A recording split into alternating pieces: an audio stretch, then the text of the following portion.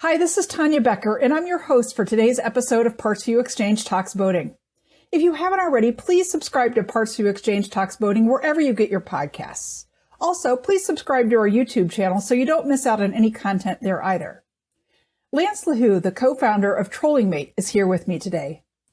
Lance lives in Charleston, South Carolina, and has had a highly successful career in the automotive collision and commercial real estate industries.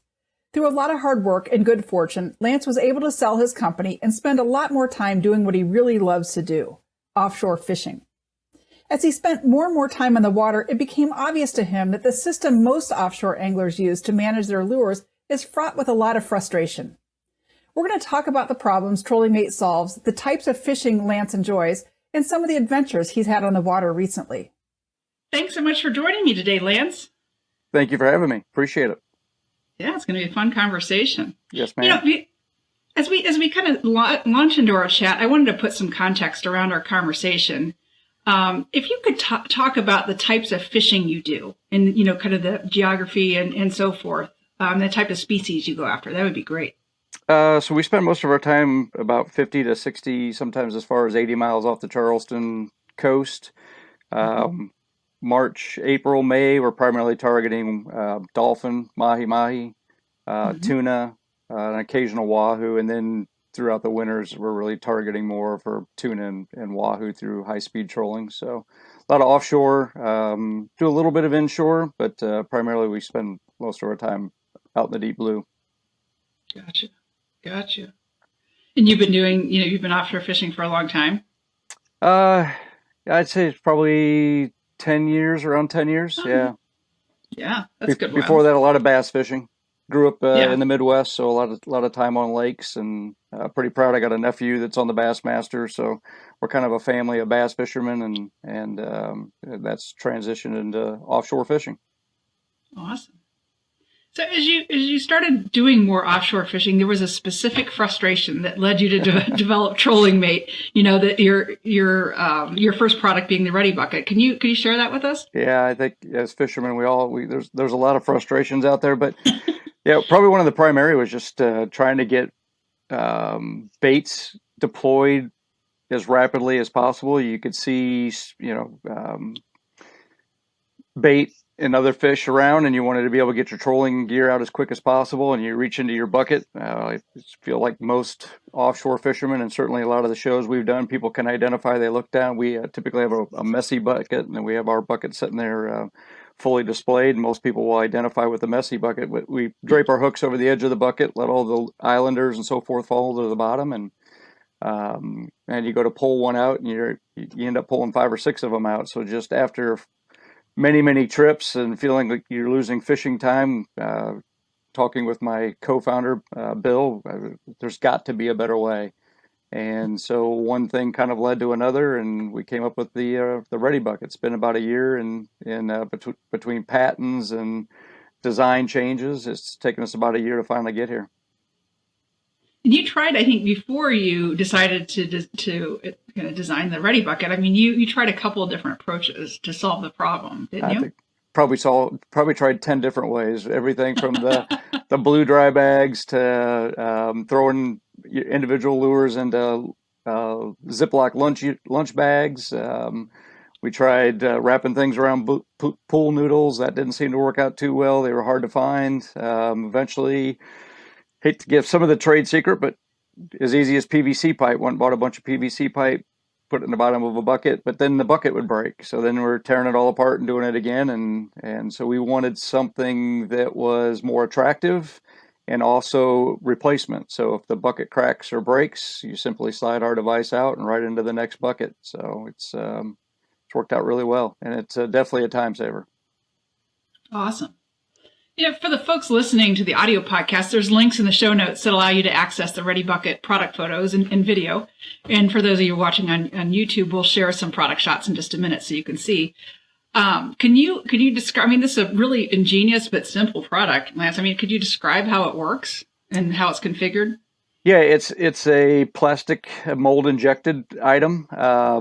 It holds just about a full ounce of plastic.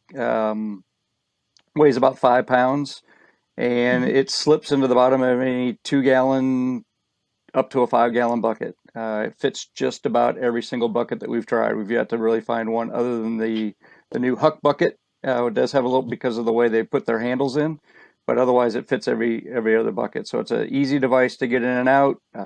Makes it very simple to get cleaned up. Makes it very simple to load. That's awesome. Yeah. And you configured the holes to be specifically spaced or sized to fit lures common to offshore fishing in the Southeast primarily. Is that correct? Yeah, I think our original thought was we wanted to make it as universal as possible. So down here in South Carolina, and what we're finding a lot in Florida, and even off the coast of Louisiana and Texas seem to be some of our bigger markets. We have a 30 millimeter hole, couple of 50 millimeter holes, and three 90 millimeter holes. And what that allows us to do is put sea witches, islanders, jigs into the smaller hole, into the 4 larger or medium-sized holes we've got. Your stretch DTs will go into it, and then in the larger holes, typically what I run is my DTXs, Mad Max, the larger lip lures seem to fit really well in those areas.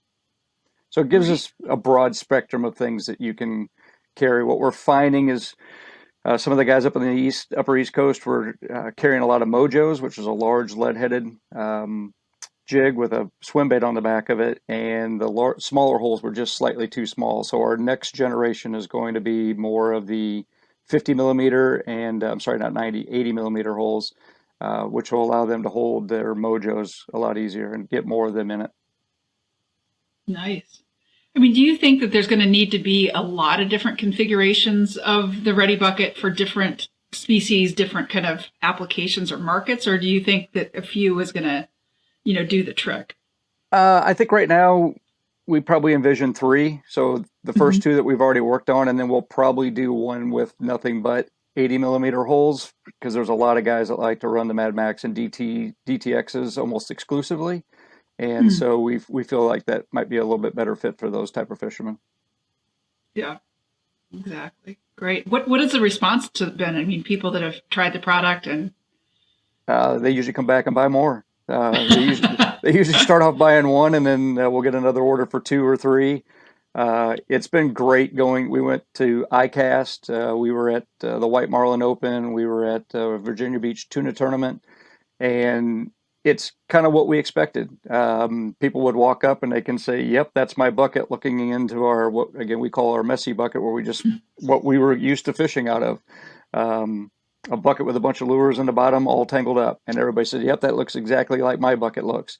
And then they look at ours and they're like, "Why didn't I think of that?" Or "That's ingenious," or "It's about time somebody comes up with an easier product." And what we've discovered at being at these shows is typically most people walk up and they'll say, "I want 2, I want 3.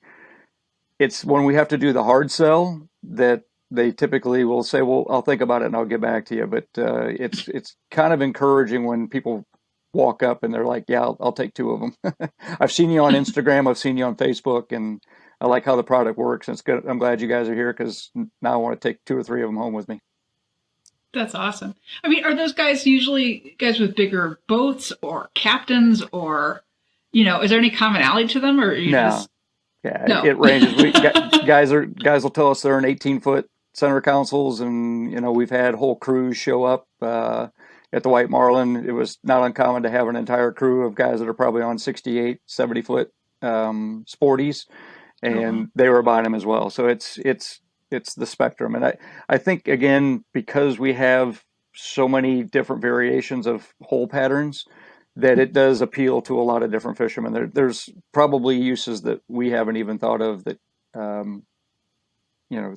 the insert could be used for. We had a lady walk up and say, "Well, my daughter's a painter, and this would work great for her, putting her paintbrushes in." I had somebody the other day said that they do homework and they carry a bucket with them all the time, and it'd be great to keep their paintbrushes, their tools, and be able to keep everything separated. So there's probably aspects that we haven't even thought of that would be used for. Our thing is we want to solve the frustration of not being able to get our lures deployed as quickly as possible. And then kind of byproducts of it is the sea witches and the islanders being held in that tight round pattern keeps the skirts a lot tighter. We had a Mm. guy bought one from us, and he said, I carry a comb or a brush and hair product, conditioner on the boat with me, because if my skirts start getting a little tangled, he literally would spray them down with a conditioner and comb out his skirts before he redeployed them. With Mm. our insert, our bucket insert keeps those nice and tight, and so he's telling us it's not the need to do that as much because of the way that our product keeps his islanders and his sea witches nice and tight. Hmm. Another thing that's helpful is holes in the bottom of the tubes allow you to rinse them off a lot easier. Mm. Because especially when you come in, well, I mean, but offshore fishing by definition is saltwater, right? I mean, so you come in and, leaving saltwater and stuff just corrodes the heck out of it. I mean, you can't do that. So, right? And ours, what I have done is I fill my bucket up after I'm done with it for the day. I'll fill it up with a little soap, fill it to the brim with water. The next morning, I'll empty the bucket out and I'll pull the insert out and let it air dry. And much like my blue bags, I don't care where I hung them, how I hung them, out in the sun, hanging from my trailer hitch ball, whatever I could do to try and get as much air moving through them. They were always wet. They always seemed like they held moisture. And so my Mm-hmm. hooks and my terminal would all start to corrode. With our product, it really does get dry. So, much less rusting on hooks, much less rusting on the terminals. So it's much easier to keep your products clean and rust free. I mean, you just pull that insert out, rinse it off, and not let it, remove it from the bucket, right? So some airflow can go through and so forth. I Yep, would imagine. exactly. Yep. Good. Well, good. I mean, that not only can get baits out faster, but Keep, save people money not destroying your baits. exactly. Keeps them longer. Absolutely.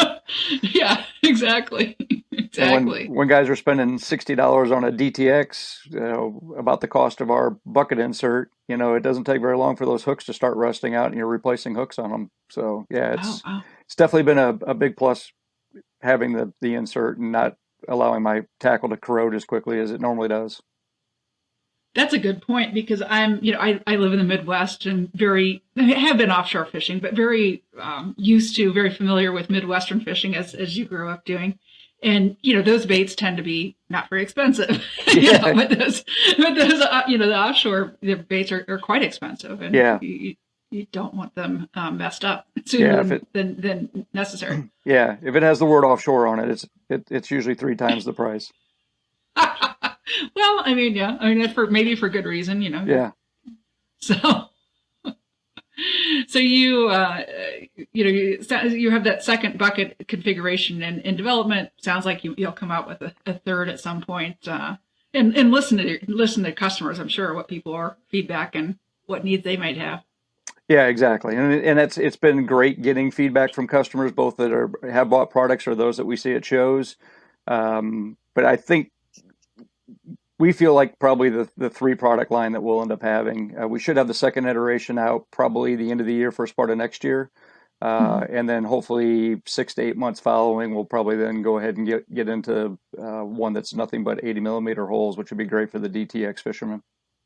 Awesome. Got it. Well, talking about the Ready Buckets is great, but I want to talk about your bigger toy. Tell us about your current boat, what engines it runs and how long you've had it. Yeah, so I still have the 288. So I fish out of a Seafox 288 Commander. I've had it for 2 years. Got just about 1,100 hours on it. Most of that is offshore.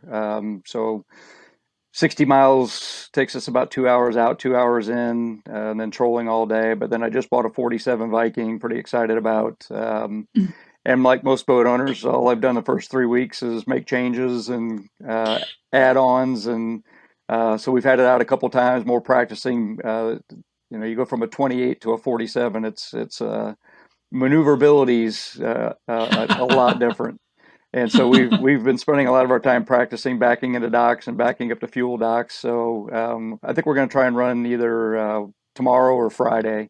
Looks like the weather is going to be pretty nice out there, so we're going to go out maybe crank it up a little bit and see if we can catch some wahoo on some high speed trolling. But yeah, looking forward to fishing the boat. It's, I spend so much time offshore, missing days because of weather reports. I just wanted to be able to get out a little bit more often, and now pretty familiar with the area. I think the gentleman that's going to captain the boat with me, I think we're going to probably try and run some charters through the summer months and put some more people on the boat. So yeah, we're looking forward to it. It's going to be a great venture, and it's been a lot of fun tinkering so far. So this is the largest boat that you've ever owned and driven yourself. I mean, you're not a certified captain, I don't think. No, not yet. Okay. Not yet. So the guy that's going to captain it just finished and got his test and passed everything. So he should have here. But no, I, again, grew up in the Midwest. I spent a lot of time on 19, 20-foot Rangers and Skeeters and lived in Atlanta for 10 years. So I spent a lot of time on Lake Lanier on bass boats and moved here to Charleston, still bass fished a bit, and then thought, yeah, I'm going to give the saltwater side of things a try, and started out in a 24-foot center console, then went up to the 28, and yeah, now I've moved up to a 47, and hopefully I can get more fishing days in. Fantastic, good. Yeah, I can't. I mean, that is a big leap in size to get used to maneuvering and docking and so forth. Yeah. But you'll get there, I'm sure. Yeah. Throwing a bow rope to somebody on a 47 Viking versus a 28 Sea Fox now has a totally different meaning. It's hard to move a 40,000-pound boat versus an 8,000-pound boat. Yes. What engines does the new boat have? It's got the Man 800 horsepower, so it's 1,600 horsepower total. So oh wow. Yeah, boat gets up and moves for 47 feet. It's pretty impressive that it'll set you back in the seat when the turbines kick in. It's quite the ride. Wow, that's amazing. Yeah. So where are some of your places to fish and just boat in general? We spend most of our time, again, somewhere between 50 and 80 miles offshore. So typically we hang out at south at Stowe Banks, and then we'll work our way up to Royal Terrace. Royal Terrace Memorial area seems to be our favorite for, especially when the dolphin mahi-mahi show up. Then we'll move a little bit further north to the Ledge, and then get up closer to the Myrtle Beach area or the Georgetown hole, fish in the southwest banks. And when the fish are out deep, we'll push out. We got two areas: the 226 hole or the 380 hole, or some other areas that we spend a lot of time at. So, but looking forward to maybe expanding those boundaries a little bit with the Viking, pushing out a little bit, maybe get on the other side of the stream or actually into the stream itself, and we might give some deep drops sword fishing an opportunity. Is the Viking equipped with a cabin? I mean, can you comfortably stay? Oh yeah. Cruise a bit. Yeah, it's 2 bedrooms, 2 bathrooms. Oh, nice. Yeah, a great big salon, air conditioned salon with a full kitchen. So it's got all the bells and whistles. Well, just no reason to come back, really. I mean, just stay out there, gas up every now and then. Yeah, it holds 800 gallons, so that should hold us out there for a night or two.